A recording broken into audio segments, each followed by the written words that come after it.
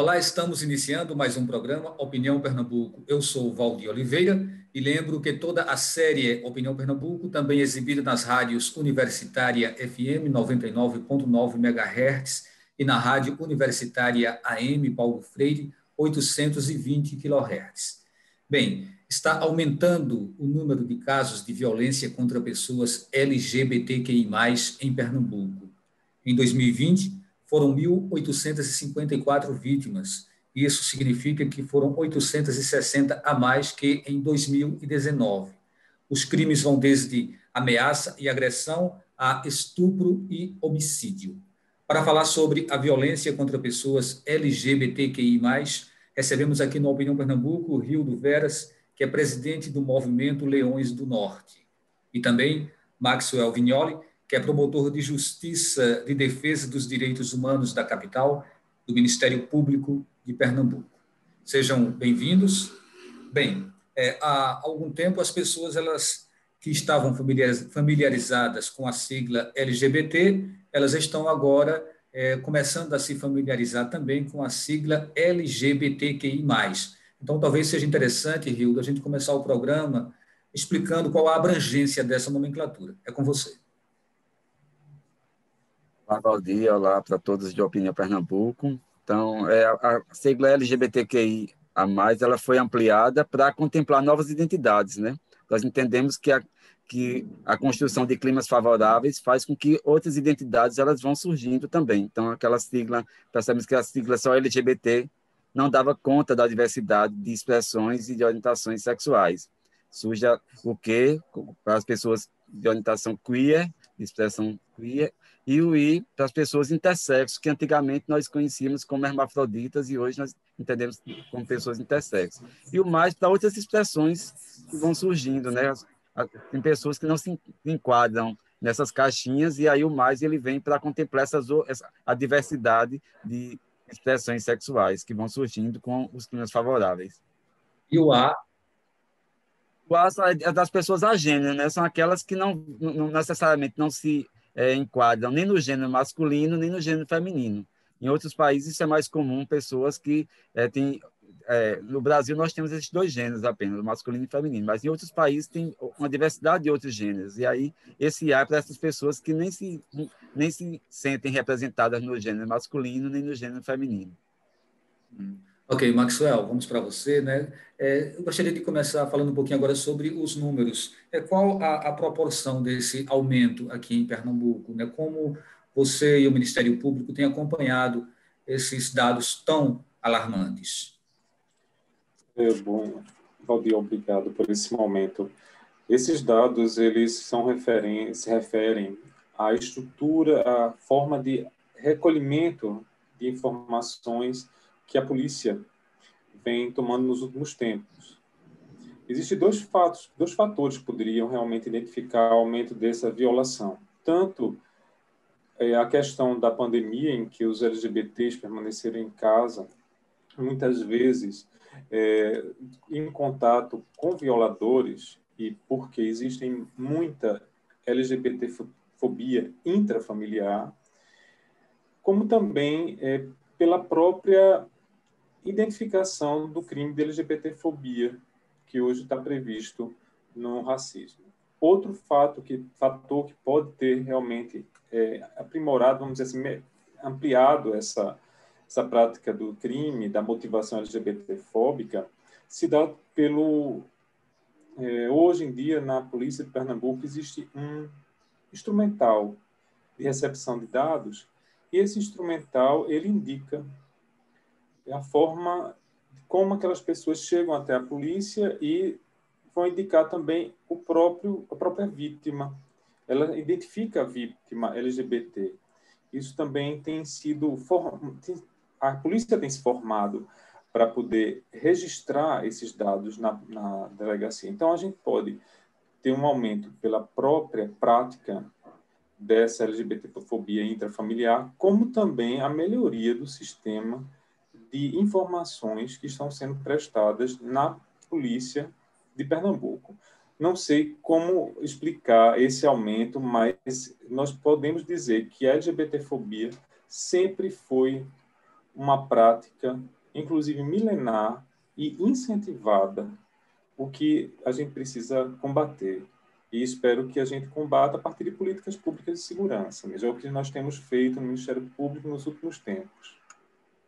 Ok, a gente tem o programa inteiro para trazer vários pontos que você levantou aí, Maxwell.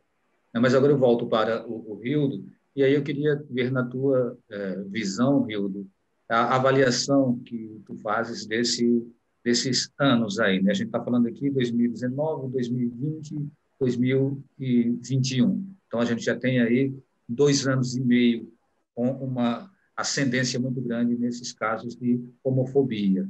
Então, gostaria que você falasse um pouco sobre isso. Esses dados, a gente entende que eles são muito maiores do que estão representados no relatório da Secretaria de Defesa Social. O fator que nos preocupa muito, porque existe uma subnotificação de casos, né? Nós tivemos aí um percentual de 2019 para 2020 de 47% de aumento. Então, nós entendemos que esse número é muito maior se nós levarmos em conta a subnotificação de casos. E aí, nós atribuímos principalmente, né, nós já esperávamos esse crescente número, a pandemia, quando as pessoas foram obrigadas a ficar em casa. Então, o lar, a casa, a família, que para muita gente é lugar de aconchego e de proteção, para a população LGBT, em sua maioria, não é. É na família onde ocorrem as primeiras violações. As violências, as primeiras, ocorrem no seio familiar.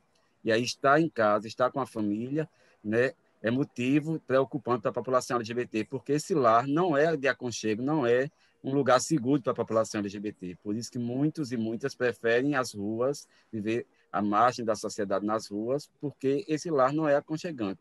Então, esses números, eles refletem apenas uma ponta do iceberg, né? É apenas uma face dessas LGBT-fobias.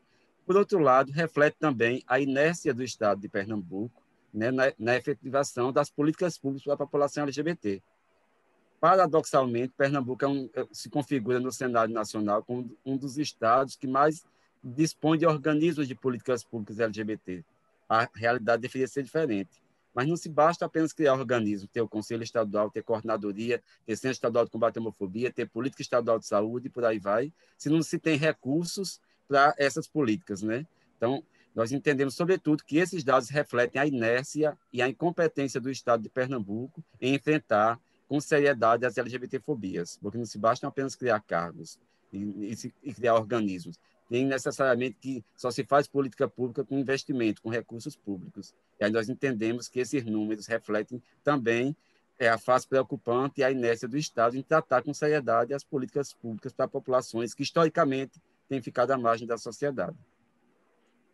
Maxwell, como vocês acompanham esses números, até para que não continue dessa forma como o Rio enxerga, ou seja, é como se fosse uma propaganda governamental em torno de uma ação, de uma atitude de política pública que, na verdade, ela não corresponde à prática.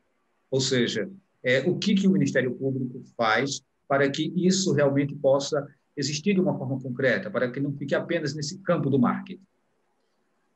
Faz 7 anos que eu acompanho a política de segurança para populações LGBT, inclusive acompanhando a gestão de Rildo como coordenador de políticas LGBT aqui em Pernambuco na época.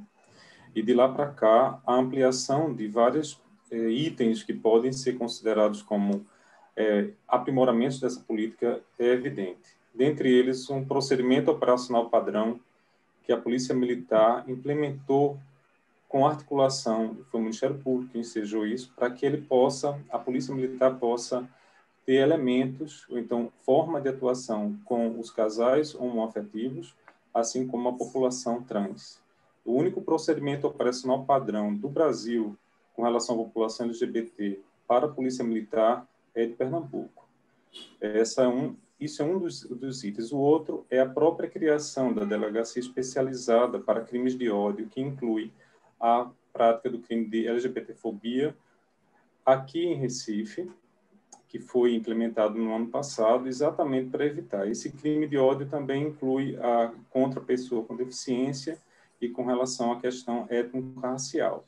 Isso também foi implementação durante esse período. Durante esse período também, os instrumentais de dados para a coleta de dados dentro da polícia em relação à população LGBT também foi ampliado pelo governo do Estado, como forma de intervenções. Foram todas intervenções do Ministério Público e resposta do Estado em relação a isso. Então, os dados hoje que nós temos da população LGBT e de vítimas LGBTs, nós temos a partir de uma reformulação dos instrumentais da polícia. Talvez qual seria o porém dentro dessa questão? Provavelmente, os dados hoje eles estão sendo colhidos com maior efetividade do que alguns anos atrás. Isso faz com que os elementos apresentados no momento da notícia do crime, ou seja, no momento que a pessoa busca para fazer a chamada queixa na delegacia, tenha se aprimorado de modo que os dados tenham aumentado. Porque no momento que esse instrumental ele é reformulado e se adequa mais à realidade da população, esses dados também aumentam. Então, isso também foi uma intervenção no Ministério Público e uma resposta do governo do Estado para melhorar essa população. Dentre esses aspectos também houve uma mudança do programa de erradicação da questão de enfrentamento da intolerância na Polícia Militar, que hoje é chamado de Programa de Enfrentamento à Intolerância, que trabalha as questões LGBTs e tem formado dentro dos batalhões os policiais que vão às ruas. Isso também proporciona uma melhor recepção dos dados, porque se os dados não forem recepcionados por uma pessoa capacitada, uma pessoa pelo menos sensibilizada, ela não vai ter coragem. Então, esses dados não vêm para a nossa realidade do dia a dia. Então, imagine que esses dados que foram apresentados no início, eles podem ter sido aumentados exatamente por essa melhor qualidade de recepção nas polícias militares e civis. Nesse momento, eu posso ainda elencar alguns outros itens que podem ter melhorado, e o que nós temos é acompanhado durante esses 7 anos essas políticas. Ok, a gente já está chegando ao final do primeiro bloco, então a gente faz um intervalo e na volta a gente passa a palavra para o Rio. A gente, então, volta daqui a pouquinho.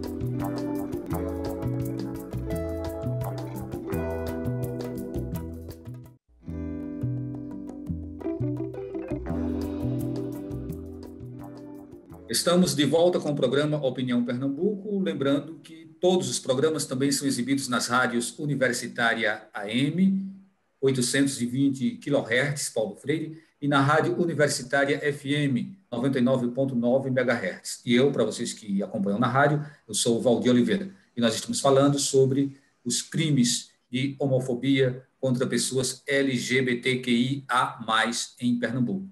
Bem, nossos convidados são o Maxwell e o Hildo. A gente ouviu o Maxwell no bloco anterior, Maxwell que é do Ministério Público, e agora a gente vai para o Hildo, que é do Movimento Leões do Norte. Hildo, a gente ouvindo aí os números e esse acompanhamento, essa leitura que o Maxwell faz da realidade de Pernambuco, a gente se choca porque, ao mesmo tempo que existem determinadas ações que estão sendo encaminhadas, os números eles continuam ainda muito altos.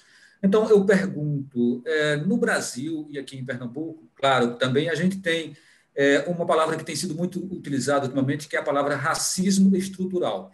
A gente pode estar falando também nesse momento de uma LGBTfobia estrutural? Sem dúvida.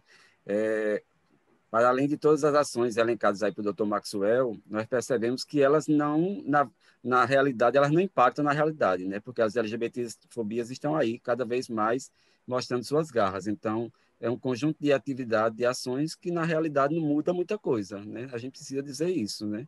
Que todas essas ações, pensando mesmo aí como o Dr. Maxwell colocou, pensando mesmo na própria Polícia Militar de Pernambuco, na Secretaria de Defesa Social, né? Isso não modifica muito. Nós temos uma resistência muito grande do próprio Estado de Pernambuco em reconhecer as LGBTfobias. Né? Quantos crimes de LGBTfobia nós temos catalogados aqui? Eu desconheço números. Eu conheço apenas um caso. Né? Nós temos aí vários homicídios de LGBTs que não são catalogados como crimes de ódio, como LGBTfobia. Né? A própria Secretaria de Defesa Social é experta em catalogar, né? Porque LGBT também morre por envolvimento com tráfico de drogas, LGBT também morre de outras causas, é verdade que morre de outras causas, mas é importante dizer que esse estado de Pernambuco ele tem uma portaria dizendo o que é que entende sobre a LGBTfobia, que é aquela LGBTfobia direta e aquela indireta. A direta é quando se mata realmente o outro pela condição sexual, por não aceitar essa diferença da orientação sexual ou da identidade de gênero. E essa LGBTfobia indireta é exatamente essas situações de vulnerabilidade social em que nós, LGBTs, estamos naturalmente envolvidos. O fato de eu não poder namorar com estar com meu namorado em praça pública, sem ser motivo de chacota ou de apedrejamento, já é uma LGBTfobia indireta. Né? Então, se os LGBTs não podem expressar livremente sua sexualidade em público, sem ser motivo de chacota ou de apedrejamento, ou em casos mais extremos, de homicídio mesmo, faz com que eles levem seus companheiros, suas companheiras para lugares ermos, para o motel, para a casa, para a praia, e aí é nesses locais, né, segundo os próprios dados da SDS, onde ocorrem mais crimes. Né, e são esses crimes que não são catalogados como LGBTfobia, que são distorcidos. Né? Então, tem uma resistência muito grande do Estado de Pernambuco em catalogar as LGBTfobias. Então, a gente pode falar de uma LGBTfobia institucional, sim, e ela se configura principalmente na Secretaria de Defesa Social. Né? Nós lançamos um aplicativo de denúncia de LGBTfobia chamado Rugido, Leões do Norte, junto com a rede LGBT do interior, agora em janeiro, final de janeiro, e aí esse aplicativo é exatamente uma ferramenta para ajudar no exercício da cidadania, das denúncias de violação de direitos humanos, né? Porque ainda quando a gente vai para a delegacia, muitas vezes os LGBTs são aconselhados a deixarem isso para lá e não a registrar em boletim de ocorrência. Isso ocorre com muita frequência, mesmo tendo plano operacional na Polícia Militar, mesmo com todas as ações elencadas por Dr. Maxwell. Existe aí uma hierarquia estruturada para não registrar as LGBTfobias. Quando o LGBT ele vai insistir em registrar essa LGBTfobia, no boletim de ocorrência não aparece. Nós tivemos agora, em 4 meses de atuação do aplicativo Rugido, nós tivemos 22 denúncias, e uma dessas denúncias aqui do interior de Pernambuco diz exatamente disso. Um casal de homens que está adotando uma criança foi vítima de violência na família e foi para a delegacia para prestar queixa e insistiu para que o escrivão colocasse lá como possível causa motivacional daquela violência a homofobia. E em nenhum momento aparece isso registrado no boletim de ocorrência. Então, nós podemos afirmar com toda ênfase que existe uma LGBTfobia institucional no estado de Pernambuco. Doutor Maxwell, por que existe a lei e ainda está sendo difícil criminalizar a LGBTfobia? Bem, a criminalização já existe. O que acontece é a investigação sobre a prática LGBTfobia. Agora, nós precisamos fazer uma distinção entre o crime de LGBTfobia e a motivação LGBTfóbica. A motivação LGBTfóbica ela pode ocorrer tanto no crime de homicídio, de extorsão. Então, ela é uma motivação. Os dados apresentados pela SDS, que ampliam essa quantidade de crimes, que realmente não são todos os casos, eles apenas identificam a vítima, que é LGBT. A motivação, não se sabe se é LGBTfobia. E isso é preciso que nós façamos, vamos dizer, nesse momento, uma análise do relatório final da Polícia Civil para verificar se houve motivação LGBTfóbica. Nós estamos, assim, nesse instrumental que foi ajustado nos últimos anos, ele não estava adequado com a nossa realidade. Ele tem incluído agora, daqui para frente, e começou a ser incluído realmente a LGBTfobia como crime. E por conta da criminalização. E também a motivação LGBTfóbica. No Ministério Público, internamente, nós estamos iniciando um trabalho, estou falando iniciar porque isso não tinha sido discutido ainda, como existe hoje um núcleo. Hoje, nem tanto, nós já existimos um núcleo de direitos LGBT no Ministério Público há 9 anos.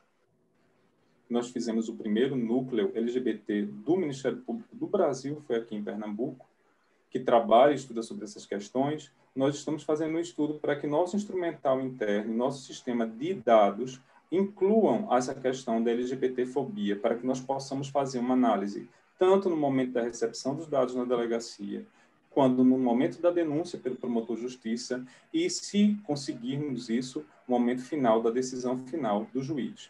Nossa LGBTfobia, ela é milenar, Valdir. A LGBTfobia é uma prática milenar que estrutura a nossa sociedade a partir do machismo. E esse machismo, essa violência com relação a designações sexuais e orientações de gêneros diferente do padrão, o que a gente chama de padrões cis-heteronormativo, ele prejudica a forma de percepção nossa com relação a essas pessoas. Então, elas vivem escondidas, com medo de se expressar. E o fato de se manterem escondidas aumenta a LGBTfobia institucionalizada e aumenta a LGBTfobia estruturante. Não é só um racismo que existe estruturante. Existe uma LGBTfobia estruturante na nossa sociedade que viola esses corpos e eles não podem se expressar. E no momento que eles não se expressam, acredita-se que nós tenhamos poucos LGBTs, quando, na verdade, o número de LGBTs ainda não é definido por conta dessa invisibilização e silenciamento que os LGBTs têm.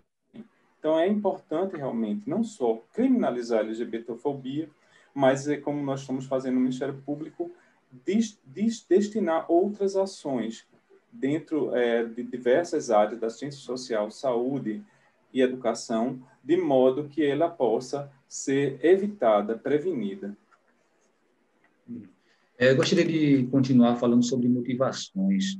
Talvez seja muito difícil, né, Hildo, você identificar os motivos, as razões que levam as pessoas a cometerem um crime homofóbico.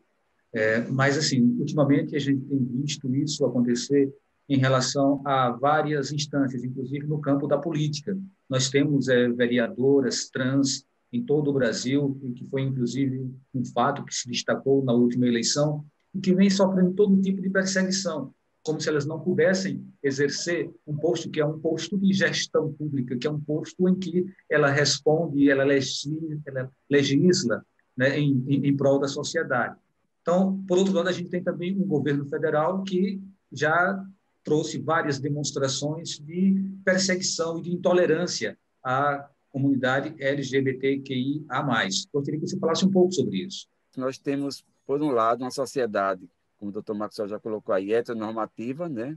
Que tem um padrão do que é aceitável socialmente. Então, ser branco, ser hétero, ser classe média, ser jovem, ser magro, né? Tudo, não ter nenhuma deficiência e ser heterossexual, né? O que fugir desse parâmetro não vai ser visto com bons olhos. No caso da população LGBTQIA+, né, tem ainda mais essa carga de preconceito arraigada, porque as pessoas entendem ainda no senso comum que a orientação sexual ou a identidade de gênero, elas são passíveis de escolha, né? Então, diferente do racismo, da cor da pele, que você não escolheu, você nasceu com ela, que se teria também na orientação sexual uma escolha, o que é meramente equívoco, né? Não se escolhe, não se opta, não existe a história de opção sexual, né? A sexualidade, ela se expressa na sociedade, nas pessoas, de diversas maneiras. Se a sociedade ela é diversa, a sexualidade, obviamente, vai se expressar de diversas formas. Nós não somos feitos numa fábrica que sai lá, as garrafas todas, né, todo direitinho, tudo com um rótulozinho marcado. Com pessoas, funcionam diferente. Então, nós entendemos que o preconceito está aí, principalmente justificado por uma sociedade machista, né, heteronormativa, e mais recentemente por um governo federal, né, que legitima essas violações, né, essas violências, né, que diz claramente, né, acho que uns 5, 10 anos atrás, nós ainda tínhamos, né, um certo receio na sociedade das pessoas expressarem seus preconceitos, né, porque tinha a história do politicamente correto, estava em voga. Hoje não, as pessoas elas declaram seus preconceitos, né, em tempos de redes sociais mais avançadas, né, as pessoas declaram seus preconceitos tranquilamente, né, como se fosse a coisa mais natural do mundo, né? Então, aí, esse contexto todo ele vai se justificando nas violações, né? Nas violências pequenas e silenciosas que acontecem, desde o seio familiar ao espaço da escola também, que nós precisamos falar do espaço da educação e a responsabilidade que a educação tem no enfrentamento desses preconceitos, Nós lembramos que há 5 anos atrás começaram a pipocar projetos de lei nas câmaras de vereadores, intitulados para combater a tal da ideologia de gênero, que a gente no espaço escolar não poderia falar de gênero, de sexualidade, porque está induzindo as crianças a serem LGBTs, né? Mais um equívoco aí nesse sentido, mais uma tentativa de silenciamento, né, da educação, de não falar dessas questões que ainda são tabu, que as famílias não falam de sexualidade nem de gênero dentro do espaço escolar, delegam essa responsabilidade para a escola, e quando a gente no espaço escolar vai ter a oportunidade de falar, também aparecem tentativas de cerceamento dessas vozes. Então, tudo isso contribui, principalmente porque nós temos ainda parlamentares que são muito conservadores, principalmente ligados a igrejas conservadoras que tentam nos silenciar a todo momento. Então, é um conjunto de enfrentamentos que precisam ser feitos na estrutura da sociedade para que a gente possa, de fato, respeitar as diferenças. Maxwell, Hildo, nosso tempo chegou ao final, por incrível que pareça. Passou muito rápido, mas assim, eu acho que a gente deu um bom recado. E a gente lembra que os programas Opinião Pernambuco, eles também são exibidos nas rádios Universitária FM 99.9 e na Rádio Universitária AM 820 kHz. Eu sou Valdir Oliveira. A gente falou sobre o avanço da LGBTfobia em Pernambuco. E é isso, né? Então a gente se despede por aqui e a gente se encontra em um próximo programa.